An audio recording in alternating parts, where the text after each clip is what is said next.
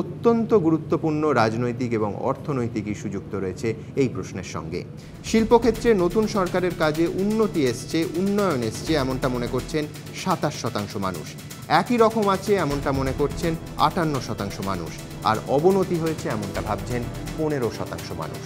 সরকারের অগ্রাধিকার আগামী দিনে ঠিক কী হওয়া উচিত? কর্মসংস্থান অগ্রাধিকার হওয়া উচিত এমনটা মনে করছেন ৪১% মানুষ। ৩৬% মানুষ মনে করছেন খাদ্য এবং পেট্রোলের দামের ওপর সেটা সরকারের অগ্রাধিকারের তালিকায় শীর্ষে থাকা উচিত। আইন শৃঙ্খলার পরিস্থিতি অগ্রাধিকারের তালিকায় শীর্ষে থাকা উচিত এমনটা মনে করছেন ৯% মানুষ। মাওবাদী সমস্যা অগ্রাধিকারের তালিকায় শীর্ষে থাকা উচিত মনে করছেন ৭% মানুষ। এবং দুর্নীতি দমন সরকারের অগ্রাধিকারের তালিকায় প্রথমেই থাকা উচিত এমনটা মনে করছেন ৭% মানুষ। এসিজেড যদি আমি পলিসি ডিসিশন করে বলি যে আমরা এসিজেডের বিপক্ষে, তাহলে আমি ইনফোসিসকে এসিজেড দেবো, অন্য একজনকে দেবো না। আমি তো I cannot discriminate the law. এসিজেড দেবো না তো দেবো না। আমরা প্রশ্ন রেখেছিলাম মমতা বন্দ্যোপাধ্যায়ের সরকার এসিজেডের তকমা না দেওয়ার জন্য ইনফোসিসের সামনে একটি সমস্যা দেখা দিয়েছে। সরকারের এই বিষয়ের সিদ্ধান্ত কি সঠিক? সরকারের এই সিদ্ধান্তকে সমর্থন জানিয়েছেন ৩৯% মানুষ। সমর্থন জানাননি, বিরোধিতা করেছেন, বলেছেন সরকারের এই এসিজেড নীতি ভুল ৪২% মানুষ। আর এই বিষয়ে ১৯% মানুষ তাদের স্পষ্ট মতামত দিতে চাননি। আমরা এই মুহূর্তে এই সমীক্ষার সব থেকে ইন্টারেস্টিং অংশে আসব, যেটার জন্য আমরা নিশ্চিত আপনারা অপেক্ষা করে আছেন। রাজনীতির প্রশ্ন, রাজনৈতিক সমর্থনের প্রশ্ন, সেইটার যে বর্ষামুখ, সেইটার যে গতিমুখ, ২০১১ বিধানসভা নির্বাচন থেকে আদৌ কি কোনো পরিবর্তন হয়েছে? হলে কতটা? গত বিধানসভা নির্বাচনে এই মানুষদের, এদের মধ্যে ৫০% তৃণমূল কংগ্রেসকে ভোট দিয়েছিলেন। এখন নির্বাচন হলে এদের মধ্যে ৩২% তৃণমূল কংগ্রেসকে ভোট দেবেন। অর্থাৎ একটা নেতিবাচক সুইং দেখা যাচ্ছে ১৮%।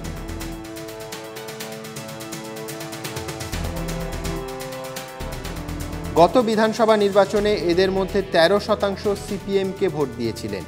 এখন নির্বাচন হলে এদের মধ্যে ১৩%ই সিপিএমকে ভোট দেবেন। এক্ষেত্রে সুইং 0।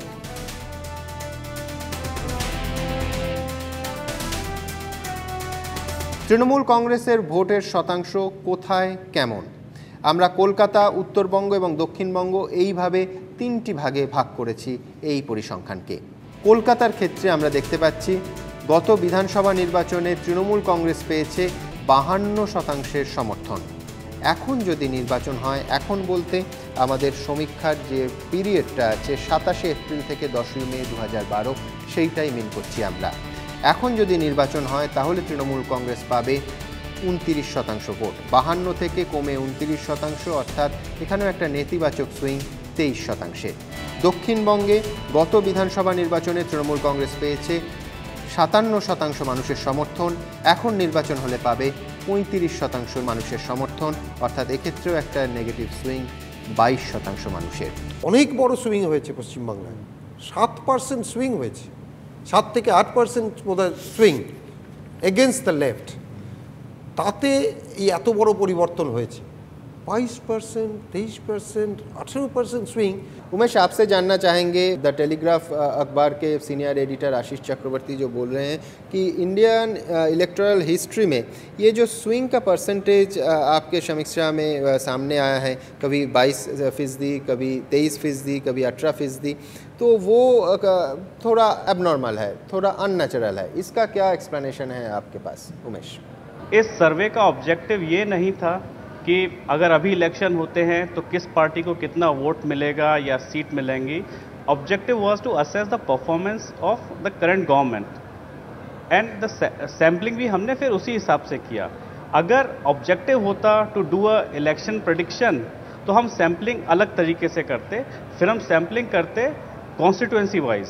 अभी आप देखेंगे सैम्पलिंग हमने की है डिस्ट्रिक्ट में, कुछ रूरल, कुछ अर्बन। अभी जो हम 11,313 लोगों से मिले हैं, ये उनकी राय है।